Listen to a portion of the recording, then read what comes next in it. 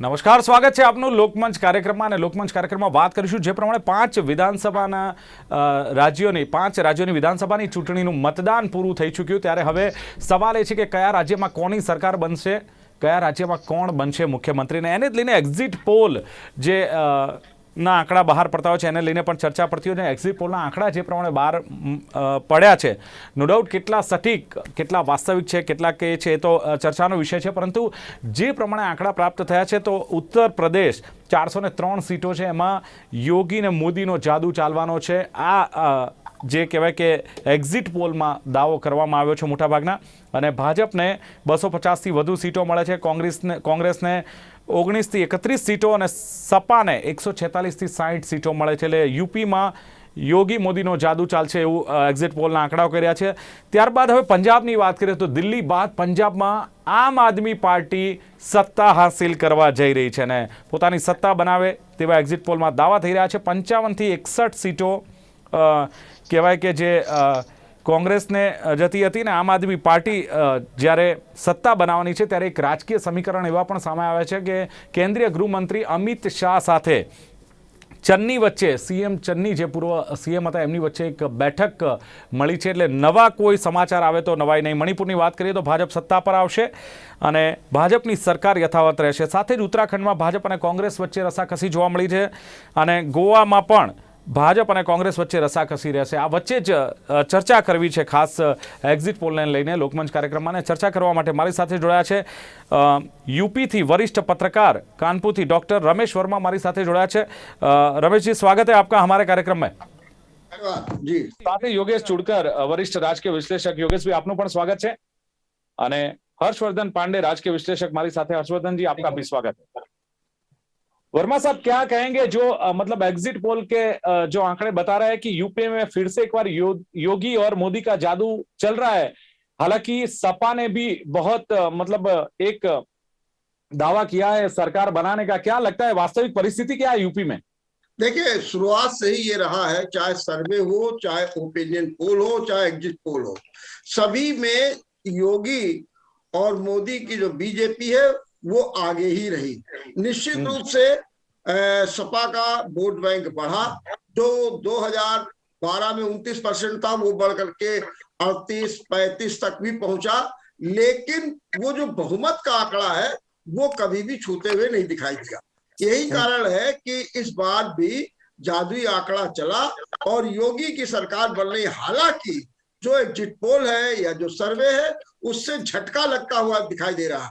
जहां पर योगी आदित्यनाथ ने 300 के पार सीट का दावा किया था, आज अगर एग्जिट पोल की बात करें तो 225 से लेकर के और 245 के बीच में ही वो टिक रहे. माने कि कुल मिलाकर के एक 70-80 सीटों का जबरदस्त झटका बीजेपी को लग रहा है. उसका कारण क्या लग रहा है वर्मा साहब? क्यों झटका लग रहा है? विकास की बातें हो रही है. देखिए, झटका इसलिए लग रहा है कि एक तो बीजेपी से जो उनके कार्यकर्ता और नेता जो थे वो बहुत नाराज थे और जो उनके कैंडिडेट्स थे वो कैंडिडेट्स ने, बहुत लोगों ने कोई काम नहीं किया अपने क्षेत्र में, उनसे भी नाराजगी थी. इसीलिए बीजेपी ने अपना जो सर्वे कराया था उस सर्वे में लगभग 150 टिकट काटने की बात हुई थी. लेकिन इसी बीच स्वामी प्रसाद मौर्य, दारा सिंह, धर्मेंद्र सिंह, राजभर का सपा से जुड़ने से बीजेपी बिल्कुल बेचैन हो गई और उसने वो काम करना बंद कर दिया, जिसके कारण जो है बहुत बड़ी नाराजगी थी. दूसरी जो योगी आदित्यनाथ है, जो विकास की बात की या जो भी काम, वो धरातल में नहीं दिखाए. सेंट्रल गवर्नमेंट की योजनाएं तो जरूर धरातल में लोगों को लाभ मिला, सब कुछ हुआ, इसमें भी दो राय नहीं है. लेकिन जो योगी आदित्यनाथ का जो परफॉर्मेंस रहा इस दृष्टि से, विकास की दृष्टि से, सर्वहारा वर्ग की दृष्टि से, वो माकूल नहीं रहा. यही कारण है कि जो बीजेपी से नाराजगी थी, और आपको तो मालूम है कि एक बार 192 एमएलए फ्लोर पर, असेंबली फ्लोर पे धरना देने बैठ गए कि मेरी कोई नहीं सुनता, मेरी कोई नहीं सुनता. ये सब कारण है जिसके कारण जो है इस बार झटका लगा है. वर्मा जी, झटका लगा है, पर बातें तो हो रही थी लॉ और ऑर्डर की बातें हो रही थी, विकास की बातें हो रही थी, डबल इंजन की, जातिवादी की बातें नहीं है, बोले विकास की बातें हो रही है। ये सब बातें हम तो यूपी में सुनते थे और लगता था कि इस बार बीजेपी रिकॉर्ड करेगी। पीछे हट क्यों? देखिए एक बात है, अगर कोई मुद्दा चला और जो बात की जिसका लाभ मिला ये योगी सरकार को, योगी को, वो है सिर्फ लॉ एंड ऑर्डर। जिस तरीके से शुरुआत से ही पलायन, दंगा, गुंडा, माफिया, बुलडोजर, आतंकवाद, ये तेजी के साथ चलाए गए, योगी ने चलाए, जिसका एक जनता में एक मैसेज गया और आम जनता ये महसूस करने लगी कि हाँ बात तो सही है। सपा में जो जिस तरीके से गुंडागर्दी होती थी, रंगदारी मांगी जाती थी, जिस तरीके से वहां पर लोगों का उत्पीड़न होता था, कम से कम ये तो बंद हुआ। और ये भी एक कॉन्सेप्ट चला गया कि महिलाएं 5 बजे के बाद घरों से निकल सकती हैं। अब कोई सोने की चैन नहीं छीनता है, अब कोई जो है वाहन चोरी नहीं होती है, अब कोई मनचले नहीं कर। तो एक ये सुरक्षा का कॉन्सेप्ट आम जन में गया। तो लाख विपक्ष ने अपनी बातें कही हो, चाहे वो हाथरस का मुद्दा उठाया हो, चाहे लखीमपुर का मुद्दा उठाया हो, चाहे किसानों का मुद्दा, चाहे आवारा जानवरों का, चाहे महंगाई का, चाहे बेरोजगारी का, लेकिन ये मुद्दा जो है आम जन में घर कर गया और वही वोट जो है प्लस कर गया योगी के लिए। झटके के बावजूद भी वो अपनी सरकार बनाने में कामयाब होते दिख रहे हैं। યોગેશભાઈ, ક્યાંક યુપીની વાત જે સિનિયર પત્રકારે ડોક્ટર રમેશ વર્માએ કરી, પણ હું આપને સીધો જો પંજાબની જો વાત કરું તો પંજાબમાં એક ચોંકાવનારી વાત એ આવી છે કે આમ આદમી પાર્ટી પંજાબમાં સરકાર બનાવે છે, 117 સીટો છે, એમાંથી કહેવાય કે આમ આદમી પાર્ટી મોટે ભાગે સીટો કવર કરીને સત્તા બનાવે છે। શું લાગે છે કે દિલ્હી બાદ ફરી એકવાર સફળતા જે એક્ઝિટ પોલમાં જોવા મળી રહી છે, સત્તા બનાવતી આમ આદમી પાર્ટી જોવા મળી રહી છે, લાગે છે કે આમ આદમી પાર્ટી ખરેખર ફાવશે? દિલ્હીભાઈ, પંજાબની વાત કરો તો ત્યાં કોંગ્રેસનું રાજ હતું અને કોંગ્રેસ બહુ સારી રીતે કામ કરી રહી હતી। ભારતીય જનતા પાર્ટીની ત્યાં કોઈ અસર ન હતી। અકાલી દળ સાથે જોડાણ કરીને સરકાર બનાવી વગેરે વગેરે વાતો બહુ જૂની થઈ ગઈ। પણ કોંગ્રેસ પોતે આ વખતે સરકાર બનાવવાનો એમને જે ચાન્સ મળ્યો એ સરકાર સરખી રીતે ના ચલાવી શક્યા। ડોક્ટર અમરિન્દર સિંહના નેતૃત્વ હેઠળ સરકાર રચવાનું એ વખતે ચૂંટણીઓ જીત્યા, પણ એ જ ડોક્ટર અમરિન્દર સિંહ સામે એ જાતની પરિસ્થિતિ થઈ કે એમને પાર્ટીમાંથી કાઢી નાખ્યા અને એ અત્યારે ભાજપ સાથે જોડાઈ ગયા। હવે આ પરિસ્થિતિમાં કોંગ્રેસમાં જેટલા ભાગલા પડ્યા અને એમાં બાકી હતું તો સિદ્ધુજીને પાર્ટીના પ્રદેશ પ્રમુખ બનાવ્યા। હવે આ કોંગ્રેસના હાલ હવાલ એવા થઈ ગયા કે કોઈ રણી નહીં, કોઈ ધણી નહીં, કોણ કોનો કેપ્ટન ખબર નહીં। એટલે અને કેપ્ટન અમરિન્દર સિંહ અત્યારે કોંગ્રેસની વિરુદ્ધમાં એમ કે કોંગ્રેસમાં લૂંટ ચાલતી હતી, તો અત્યાર સુધી તો શાસન કેપ્ટને પોતે જ કરેલું। ત્યારે આ જાતનું જે વાતાવરણ ઊભું થયું, ખેડૂત આંદોલન થયું, કિસાન આંદોલનની પણ ત્યાં એક અસર થઈ। સાથે સાથે પંજાબની નજીકમાં આવેલા દિલ્હીમાં કેજરીવાલે જે કામો કર્યા, થોડા આંખે ઉડીને અહીંયા વળગ્યા હતા। ભારતીય જનતા પાર્ટી તો કોઈ ચિત્રમાં હતી જ નહીં। ભારતીય જનતા પાર્ટી પંજાબમાં કોઈ જાતનો દેખાવ કરી શકી નહીં અને અત્યારે જે આંકડાઓ આવે છે એ પ્રમાણે ભારતીય જનતા પાર્ટીને 1 થી 4 સીટ મળે, બહુ તો 8 સીટ મળે। આ પરિસ્થિતિમાં ભારતીય જનતા પાર્ટી તો ત્યાં છે જ નહીં પિક્ચરમાં।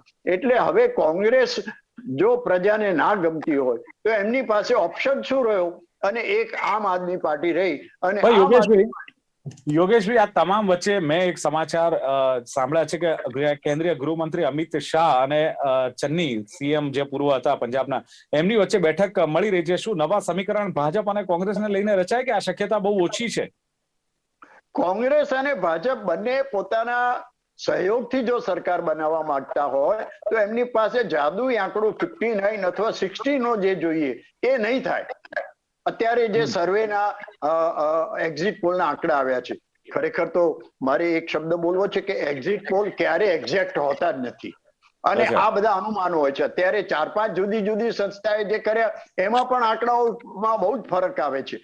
ત્યારે આ પરિસ્થિતિમાં ભાજપની પાસે બહુ 8 થી 10 સીટ આવે અને કોંગ્રેસની પાસે 40 સીટ આવે તો બે ભેગા થઈને 50 થાય. એમને 60 ના આંકડા સુધી પહોંચવું બહુ જ મુશ્કેલ છે. જ્યારે આમ આદમી પાર્ટી તો 60 નો આંકડો સહેલાઈથી ઉપર જઈ શકે એ પરિસ્થિતિમાં છે. એટલે અત્યારે જે આ એક્ઝિટ પોલના સર્વેના આંકડાઓ છે એ પ્રમાણે આમ આદમી પાર્ટીનો હાથ ઘણો ઉપર છે. ચલો હર્ષવર્ધનજી તમને પૂછવા માંગીશ કે આમ આદમી પાર્ટીનો હાથ ઉપર દેખાઈ રહ્યો છે પંજાબમાં. શું લાગે છે કોઈ રાજકીય નવા સમીકરણો અન્ય પાર્ટી જેમ કે કોંગ્રેસ અને ભાજપ અત્યારે જે ગૃહમંત્રી કેન્દ્રીય ગૃહમંત્રી વચ્ચે અને ચન્ની સાહેબ વચ્ચે જે બેઠક મળી છે, લાગે છે કે નવા સમીકરણ ઉભા થાય કે નહીં? સ્પષ્ટ બહુમતી સાથે જ આમ આદમી પાર્ટી જે પ્રમાણે એક્ઝિટ પોલમાં દાવો છે સત્ता पर આવશે? बिल्कुल दिलीप भाई, आप बिल्कुल ठीक कह रहे हैं. देखिए, राजनीति क्या है, संभावनाओं का खेल है. यहाँ कब चीजें बदल जाए कुछ नहीं कह सकते हैं. तो जैसा कि अभी 10 तारीख अभी बहुत दूर है, 2-3 दिन के बाद ही फैसला आ पाएगा. उससे पहले ही जो है पार्टियां सक्रिय हो गई हैं. अब आप इसको देखिए कि चन्नी जो है गृह मंत्री अमित शाह से मिल रहे हैं. तो कहीं ना कहीं कोई अलग खिचड़ी बनने की यहाँ पर कोशिश की जा रही है. और कहीं ना कहीं मुझे व्यक्तिगत तौर पर लगता है कहीं ना कहीं आम आदमी पार्टी को रोकने की कोशिश के तौर पर इसे देखना चाहिए. और पंजाब के अंदर जैसा कि योगेश भाई कहते हैं, मैं उनकी बात से सहमत हूं, किसान आंदोलन से यहाँ पर भारतीय जनता पार्टी को बहुत ज्यादा नुकसान हुआ है. और इसका सीधा सीधा प्रभाव जो है कांग्रेस के कमजोर होने का प्रभाव ये पड़ा है कि आम आदमी पार्टी को बहुत ज्यादा लाभ हुआ है. मालवा में आम आदमी पार्टी बहुत अच्छा परफॉर्म किया था पिछले चुनाव में, हमने देखा था.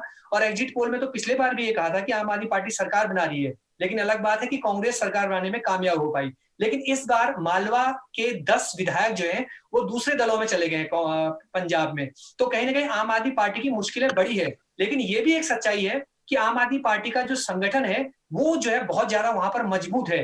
तो भारतीय जनता पार्टी और चन्नी की जो है मुलाकात है, इसको इसी के तौर पर देखना चाहिए. कहीं ना कहीं कुछ ऐसी संभावना अगर खिचड़ी बनती हुई नजर आ रही है, और उसमें अमरिंदर सिंह भी थोड़ा बहुत सक्रिय होंगे मुझे लगता है पर्दे के पीछे. हर्षवर्धन जी, एक सवाल यह है कि पंजाब के पूर्व सीएम है जो कांग्रेस की नेता भी है, राजिंदर कौल, उन्होंने ऐसा बोला था कि अगर जरूरत पड़ी तो कांग्रेस आपके साथ गठबंधन करके सरकार बना सकती है, ऐसा उन्होंने बोला था.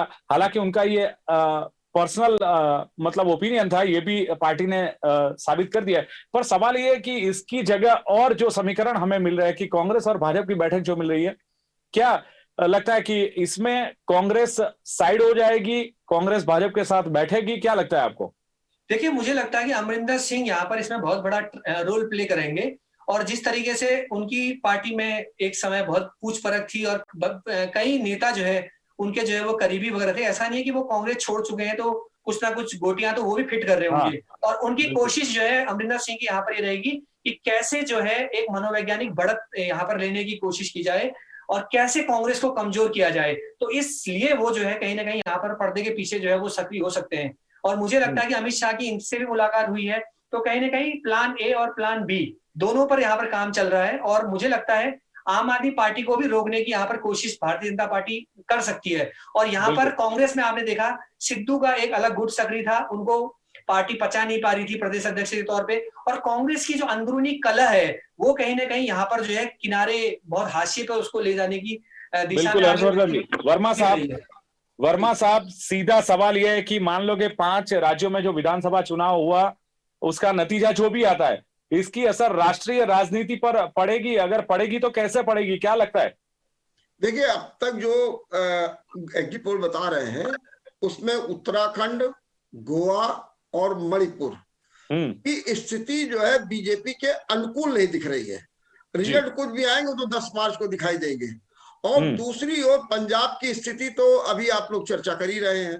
तो ये 4 राज्य जो हैं वो एक तरीके से बीजेपी के लिए चैलेंज बन गए हैं. अगर उत्तराखंड भी इनके हाथ से चला गया जैसा कहा, क्योंकि 2-3 सीटों का ही बात चल रही है, और अगर ये जो गोवा में सतर्कता बरती कांग्रेस ने या मणिपुर में भी सतर्कता बरती और कहीं बीजेपी का उन्होंने पासा पलट दिया, तो निश्चित रूप से राष्ट्रीय राजनीति पर जो है बढ़त बनेगी. ममता बनर्जी जिस तरीके से पूर्वोत्तर राज्यों में अपनी वो बना रही है, गोवा में भी उन्होंने बनाया है, जिस तरीके से वो अपनी बढ़त बना रही है, तो उसकी राष्ट्रीय राजनीति नहीं बल्कि 2024 का चुनाव जो होगा वो उस पर प्रभाव पड़ेगा। और ये कहा जा रहा है ये 5 राज्यों के चुनाव सेमीफाइनल थे, अब ये सेमीफाइनल का जो रिजल्ट आएगा वो निश्चित रूप से राष्ट्रीय राजनीति पर इसका प्रभाव पड़ेगा और प्रभाव सीधे 2024 के चुनाव पड़ेगा। वर्मा साहब, विपक्ष मोर्चा कितना मजबूत होगा और आगेवानी कौन करेगा विपक्ष मोर्चे की, क्या लगता है? देखिए, अब स्थिति तो ये है कि 2 बातें हैं। एक और ममता बनर्जी और जो दूसरे हैं अपने तेलंगाना के चीफ मिनिस्टर केसीआर हैं और ये ये नॉन कांग्रेस का एक मोर्चा बनाने के लिए बिल्कुल अडिग है। ममता बनर्जी नहीं चाहती है, लेकिन कांग्रेस को इग्नोर भी नहीं किया जा सकता है, इसमें भी 2 राय नहीं है।